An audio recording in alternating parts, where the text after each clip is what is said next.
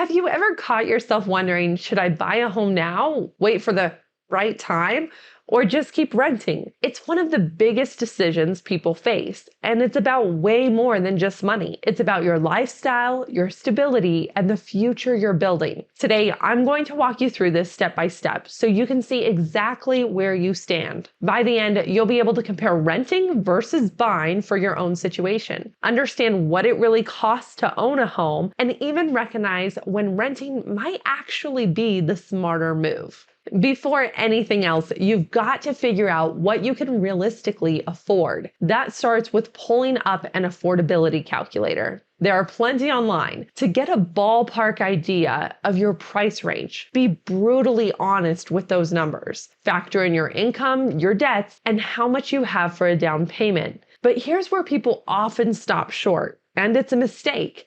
Your affordability isn't just the monthly mortgage, it also includes property taxes, homeowners insurance, and sometimes private mortgage insurance if you put less than 20% down. Then there are HOA fees if you live in a community that requires them, and the ongoing costs of maintenance, which can average 1 to 3% of the home's value each year. For example, a $350,000 home might mean $3,500 a year or nearly $300 a month just in upkeep. If you want to get started, you can try a free affordability calculator we've provided through the link below. It's simple, straightforward, and helps you see your numbers in black and white before you take the next step. Once you have that number, compare it to actual home prices in the neighborhood you like. And here's a pro tip. Markets can shift quickly, so don't rely on just one source. Check real estate websites, local MLS data, and even recent sales in the area.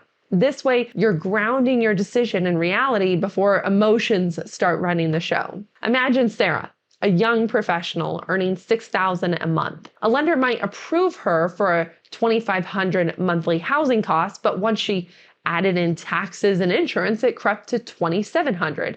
If she took that on, she'd be house poor, stuck with no money left for travel, savings, or fun. Instead, she kept renting at $1,800 and used the difference to pay off student loans and build her savings. For her, renting was the smarter financial choice in this season of life. But here's the thing. Calculators run on assumptions, and a small change in those assumptions can completely change the answer. Interest rates go up, market growth slows down, suddenly what looked like the better choice might flip. That's why it's smart to run a few scenarios. What happens if you only stay for 3 years? What if you're there for 10? The timeline matters. Buying a home comes with upfront costs, down payment, closing costs, moving expenses that can take years to recover. If you buy and then sell too quickly, you may not even break even, but stay longer and the benefits begin to stack up. Take James, for example. He bought a $300,000 townhouse, putting $30,000 down plus $6,000 in closing costs. 2 years later, he had to move for a new job. Even though the home had appreciated by $10,000, realtor fees and moving costs wiped out his gain. If he had rented during that time, he would have saved money and had more flexibility. On the other hand, if he had stayed 8 years, that same home could have appreciated by nearly $80,000. And his monthly payments would have built equity along the way. You'll quickly see how time, market shifts, and your lifestyle all play a role. Let's be honest, homeownership isn't all sunshine and Pinterest boards. Sure, there are big pros. You build equity over time. Your housing payment can stay steady with a fixed rate mortgage, and you can finally paint that accent wall neon green if you want. But there are cons too. Home values can drop, even in a so-called hot market, and you're responsible for every repair. Furnaces, roofs, plumbing, and those bills can get steep. Imagine Maria and Carlos, first-time buyers who moved into their dream home last year. Within months, the furnace went out and cost $5,000 to replace. 6 months later, a hailstorm damaged the roof, leaving them with a $12,000 repair bill.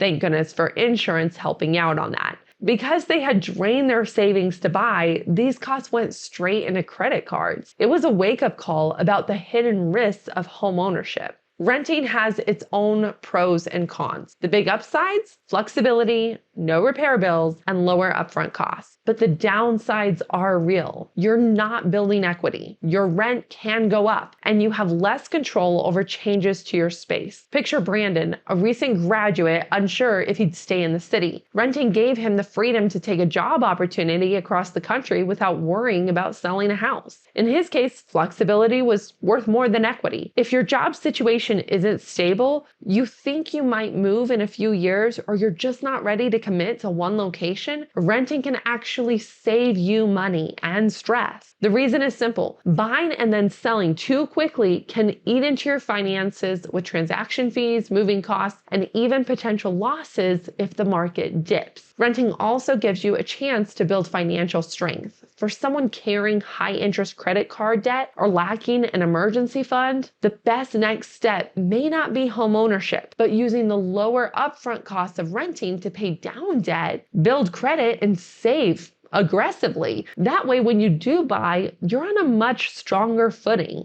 Whether you rent or buy, there are a few smart moves that make life easier. Keep an emergency fund. Repairs and surprise expenses happen. Don't max out your budget. Remember to factor in taxes, insurance, and maintenance. And always look at the total cost of homeownership, not just your monthly mortgage payment. Another pitfall is ignoring your credit score. Even a half-point difference in your mortgage interest rate could mean paying or saving tens of thousands of dollars over the life of your loan. Preparing ahead of time by boosting your credit can make ownership much more affordable. Here's the big takeaway. Renting versus buying isn't just a math equation. It's about your lifestyle, your stability, and your goals. The right choice is the one that gives you clarity, confidence, and a plan. So if you're ready to make your move, here's what I recommend. Run an affordability calculator. Research your local housing market and connect with a real estate advisor who genuinely puts your needs first. Whether you buy now or rent a while longer, remember, you're in control of your home journey.